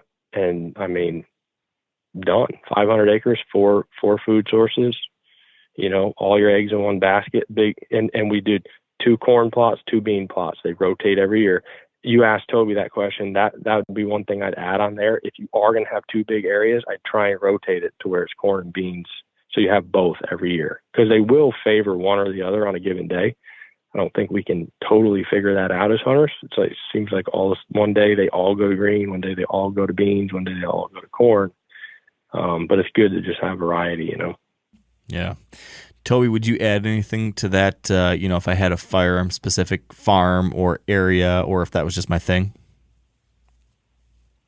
No, you just, you have that gun is kind of a great equalizer. It's kind of what I put, the way I put it. Our 400 farm project that we had in Iowa this year, we kind of set that whole deal up as a late season, more of a late season project. And our bean plots were just a little bit bigger, and we paid way, the most attention to the access, because it goes right back to what I said before, especially in a late season situation, you're going to have a lot of deer coming in and going from that field. And, if you can't get in and out of there without blowing them up every time, I mean, you're spinning your wheels. So access is super important. And then making sure you have enough tonnage of food to still have those deer hitting that plot on the last day of the muzzleloader season. So you can't run out of food, and you can't be blowing your plot up coming and going every day. Yeah. And one thing I would say about gun hunting specifically, and this is more like strategy, less about habitat or food plots or whatever, but I love gun hunting. I mean, obviously I'm a big diehard bow hunter, but I love gun hunting. And the way that I kind of approach this deer season is I'm risk reward. I'm getting a little more invasive as the time goes. I'm tightening the noose. If I haven't killed him by gun season, I'm dropping dot on the map where I think he's at, and I'm trekking in there with a climber, or whatever, just something mobile, and I'm getting right in the thick of things with him with that gun. And so, a lot of times in the consults and stuff, we'll lay out a stand or two for gun that's just blazing the meat of things, you know what I mean? And it's don't go in, and this is Illinois specifically, because our gun season comes in right in the heart of what I call the post-lockdown cruise phase, November 20th. So that's kind of that risk reward thing, gun strategy, dive in when it's right, Yeah. Interesting. One more thing on the food side, and it's not really food related, I guess, but it is sort of coming back to creating these or finding these locations of scent concentrations. Toby, you'd mentioned this early, the tricoys. And I know you mentioned that, Bobby, you'll sometimes actually get rid of other scrapes in the area to further concentrate where you want it. Can you expand on that a little bit and just give me a little bit more detail about why that is an important thing? And is that something you do on all of your food sources and plots? And then secondly, I know you guys create your own tricoy product. Can you talk to me why that style that you guys do was more effective than sticking a cut down tree in the middle, or one of these other tactics that people use to create a fake scrape tree? It's just probability. So if you're a big deer and you and this kind of dives into the hunting strategy side of things, but if you're in the mindset in October of a territory cruise and you're not really heavily on the doe mindset, and you're marking territory because it's a high pressure night, you show up to a food plot and you can just kind of bang into that back edge and, maybe lip curl, flex your muscles, hit a scrape and go on to the next one. Well, if he didn't have a scrape in that back cove or 50 yards, or would he have come to the tricoy that is right in front of your box that also happens to be a massive concentration of scent? Who knows? You don't know, but to me, it makes sense that just ups. It's just upping odds. It's that last Jenga block that you pull, and his world comes crumbling down. Yeah. Yep. So as far as the tricoys go, they're they're pretty simple. They're just, but they're made out of cedar. They have a hemp rope on one side. They've got a bracket on the other side to stick whatever branch you want. They're just, they're robust. We put them in with a an auger or whatever, so they're down in, concrete them deep. So they're robust. They're going to stay there. You can put them in the exact spot you want. They rub the heck out of the cedar. And then we also have a weather vane that we put on the top of the tree koi, and that weather vane allows you, when you're sitting in a box, again, that last block of Jenga, and that last block got me last year. Even when I was in a scent-free box, I didn't have, on that face-to-face with the monster video, I didn't have a tree koi. I didn't have that weather vane out there. And I opened that window, and the thermals had turned and were cutting across the back edge of the plot, and a doe caught me and took off, and then he ended up smelling me. So if I was watching that weather vane, if I had one of them out in that plot, I would not have opened that window yet. So that weather vane gives you the ability to essentially, know when to not open the window. It also teaches you a lot about kind of air currents and what's going on, and you realize real quick there's a lot more going on than you kind of think. Yeah, that's pretty interesting. So that's the deal. That's the deal with those things. Yeah. And even on our site there, you can actually, there's a video that kind of keys in on those tree kois, and there's some really cool trail camera video of watching these bucks and watching the does and see how they communicate through scent. But this tree koi is, even the does, when they come by it, each one of them will smell a different part of it, and they'll reach up and they'll actually lick and nibble on the hemp rope, and they'll rub it on their face. And then, the next deer will come in, they'll do something different. They'll smell the rubbing part of it, but it's, deer communicate through scent primarily, and you're just giving them a place to do that. Yep. A place where they do that on our terms. Yes. Yeah. And that's like a theme of everything you guys seem to be doing. Is you, correct me if I'm wrong here, but I feel like one of your secret sauces is being really good at noticing and analyzing what the deer want to do naturally, and then enhancing it where you can, or hedging, tweaking, twisting, shifting a bit to make sure that what deer naturally do happens in a place that's advantageous to you as the hunter. And everything seems to be connected. Yeah. You just summed it all. Yeah. Yes. You have to be able to think like a deer in order to, and anybody can do that, but you have to be able to think like a deer in order to kind of, work backwards to set the farm up, and it's even like the blinds, we talk about, we have our own blinds made. Well, we didn't do that because we wanted to we didn't do it by default because we wanted to build a big blind company. We did it because we wanted to build in little layers of micro strategy, the way that we wanted to utilize a blind, the way we wanted it scent free. Like our windows are glass, so they don't scratch. That we have matte vinyl blackout on the outside of the blind's black, the inside's black. When you open the window, there's no flash because it's vinyl blackout film on the outside. There's no glass, there's no glare. That's that last Jenga block that you open a glass one or a plexiglass one, and it reflects, and the doe catches you and starts wigging out. You know what I mean? So there's so many like little tiny micro strategies, and it all adds up. Like one thing might be silly, another thing might be silly, but when you have like 15 or 20 things going on, it starts changing the game. Yeah. I feel like there's a lot of like famous football coaches and different folks in the sporting world who talk about this idea of the accrual of marginal gains. It's just the tiny thing like today and the tiny thing tomorrow and the tiny thing. Every one of these little pieces stacks up, just like you're saying, Bobby. And I 2,000% agree that's the difference between, your guy or girl who can be consistently successful and the person who lucks into it every once in a while. It's just stacking every little marginal gain, and it grows into something. Paying attention to. Yeah. Like I said, we all have different strokes of the brush. That's what's kind of cool about like this kind of group of whitetail kind of minds. Everybody's got a different stroke. It's like art. At a certain point, everybody's successful or whatever. It's just everybody's got a little different take on it, a little different stroke of the brush. But I do feel like the one thing that we can all agree on is the ability to increase odds. Yeah. And we're kind of, we're jumping on top of the final thing I wanted to talk about before I even ask the question. So we might have just answered the question I'm about to ask you. But I want to wrap it up here.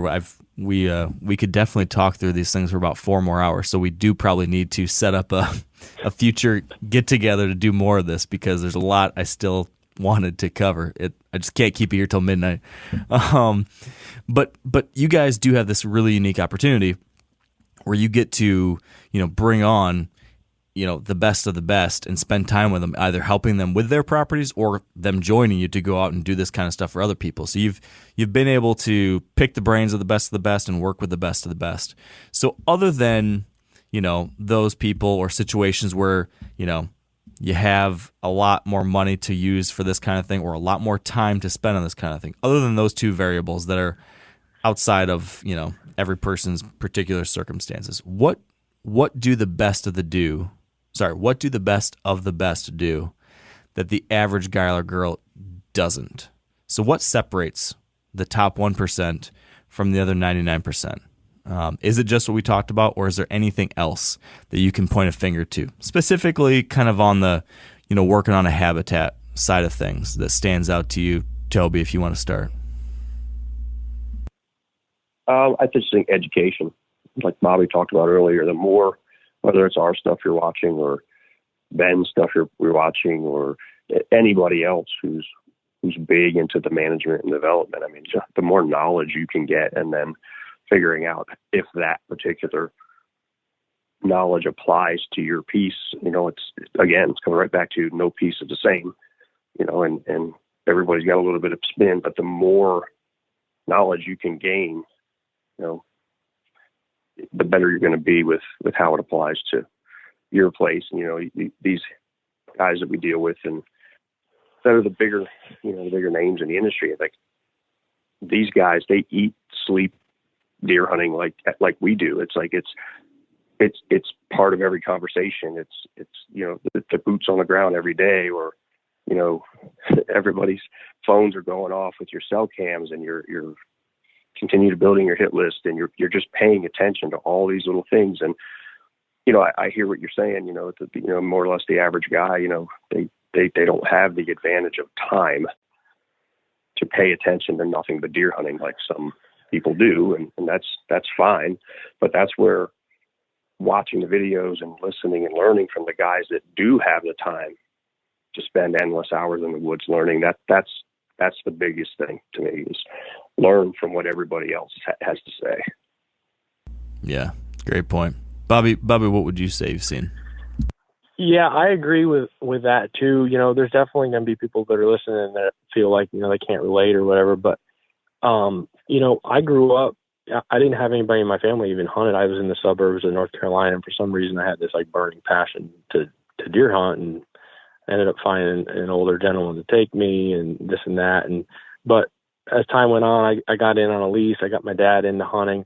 Our lease was a dog hunting club in South Carolina. And I remember we even joined in on some of the dog hunting deals. And then I moved up to upstate New York, and I hunted in the Adirondacks with guys and did drives in the Adirondacks. And, what I'm getting at is no matter where you are, different styles of hunting come about just because of the way the deer are, the way the habitat is, or the food down south with the pines and stuff. It's hard to hunt, in the mountains of the Adirondacks, there's not a lot of deer. And so they're doing drives. So my point is I would tell people, don't ever have your guard up or a preconceived notion about somebody else's deer knowledge. They're all just deer, and you can learn, like the dog guys, for example. I mean, they know better about deer's escape routes and how they travel than anybody. The guys in the Adirondacks, they know a lot about that as well. The Kansas deer are nomads. They'll wander 15 miles for food. Like everywhere you go, the deer are different, and you have guys that are consistently successful in those areas. They become masters of that. So listen to those guys that are successful in their areas, pull snippets, and then before you know it, something you learn from the guys in a different area, you can apply, to the Midwest, and it just makes you a bit better hunter there. I think just in general, people being a little more open to listening, like for example, we have the opportunity to be around a lot of big mature deer. Like I even listen to Lee a lot. Lee's around a ton of mature deer. He's become a master of growing old deer. He's passing deer that are 200 at 5 because he wants them 7. If you can learn more about how a 7-year-old deer behaves, well then when you do have a 7-year-old deer to hunt, you're ahead of the curve, so kind of what Toby said, just listening, learning from everybody, not thinking that there's a one-size-fits-all approach, because there's not. And definitely they don't need to be a big-name person to be listened to. I know a lot of guys I look up to and stuff that are killers, and, they don't, they just do their thing. So just listening and learning and definitely learning from the deer. People always say, well, how do you know how to hunt a farm if it's your first year? It takes a while to learn it. And I always say, well, I'm learning a deer and he's teaching me the farm. Just pay attention to what he's doing and he'll teach you the farm, And then pretty soon, you kind of know how he's going to use the farm because you've seen it before, Yep. I gotta tell you, this is the fun stuff. Like, this is really, really fun stuff. Trying to pick apart those different little nuances, learning the deer, learning the property, learning how this little change here affects this little thing over here, and how it's all connected in between. And I appreciate the level of thought that you guys put into it. That stands out, and I enjoy it. And obviously the results are indicating that what you're putting out there is working. So if folks, Bobby, want to learn more, if they want to see what you guys have up to, if they want to see future properties that might be available for sale, I mean, you got a lot of things going on. Where can people find all of these different things? So our YouTube channel, the Whitetail Group, basically has a lot of series where we just follow, the cameras follow the farm. The first video might be, the plan. The next one might be the logging project or, excavation project or whatever it might need. And then, the food plots and stuff, and then the final product. So it's almost kind of like an HGTV type, format. And then our Facebook page, gets a lot of stuff on there. Not strong on Instagram yet. We need to work on that. We got stuff on TikTok. On our website, we have a farms page. It kind of shows what's coming down the pipeline. We have a pre-market buyer list, and that list and we're kind of changing our format a little. A lot of times we've been doing the plan on the farm, but we're starting to come back and do the plan on a Zoom style meeting where we talk about it and physically show it all on Onyx on the maps. And that way it makes more sense before we get into developing it. So we just did one the other day, and I will send you a link to that when it's up on YouTube, and you could maybe put it out there on your platform for people to watch, because that's going to take everything we just talked about, and it's going to tie it all in, and they're going to be able to see it happening, in the layout of a farm and kind of our approach with all these different strategies. And, generally our website's got a lot of information. It's got our tillable leasing program. It's got, the logging information. It's got farms for sale stuff. It's got blinds and tree coys. It's kind of got a little bit of everything. So very cool. And Toby, is there anything else on your end with real estate or anything else that you want to mention? Yeah, you can get on whitetailgroup.com and look for all the projects that are coming down the pipeline, like Bobby says. And we talked a little bit about, the pre-market thing and a couple of examples, but, people, if they're looking for a piece of ground, you can actually reach out to us and say, hey, here's what I'm wanting. Here's the area I want to be in. And, I'd like for you guys to find it, develop it, and when I take over, I want a finished product. And so there's a process that can happen. Feel free to reach out to us and just talk about that and watch the videos on it. Other than that, we don't have something you're looking for. You could get on landguys.com and see some other farms in the area. And even if, somebody develops to where you buy a farm that we don't own, we'd still be happy to do the consult and jump in there and help you with any part of the project or the plan. So it's a couple different ways that you can get involved. Awesome. Yeah, and the consult side of our business is kind of blowing up. That's where it all begins. I mean, that's where the magic happens. I tell people, $4,500 and you have this group of people help you shave off years of trial and error and property value. I say, if we can increase your property value $100 per acre, which is, it's probably going to be more like several hundred, for every 100 acres that we increase by $100 an acre, it's $10,000. It's double your investment. So it's a no-brainer from the standpoint of what you learn that will follow you forever on that consult, regardless of property, the use you get out of the property while you own it, and the resale value. It's a no-brainer. And for me, I'm so passionate about that because we're truly like changing the course of people's hunting experience by helping them even on their own farms with the consulting. Very, very cool stuff. I can certainly see the appeal to having you guys and some of your pals come out there and share your perspective on a place. That sounds like a fun, very interesting day. So, guys, this has been maybe we'll do a fun project together. Hey, let me know. I'm all for it. Be fun. I love that kind of stuff, and I'm guilty of always selfishly wanting to pick the brains of the best and the best myself, which you guys qualify as. So I appreciate it, guys. Thank you so much for staying up late here tonight to talk through all this stuff and sticking around for so long. This is some great next level habitat know-how that I know folks are going to enjoy. So thank you. And that is a wrap. Thank you for joining me. Thanks for sticking around for a long one here today. Hope you found some valuable concepts, strategies, ideas, tips, tricks, something you can bring to the table when improving your own whitetail properties. I know I certainly did. So with that all said, let's wrap this one up. Let's get out there, get to work on our own places, and until next time, stay wired to hunt.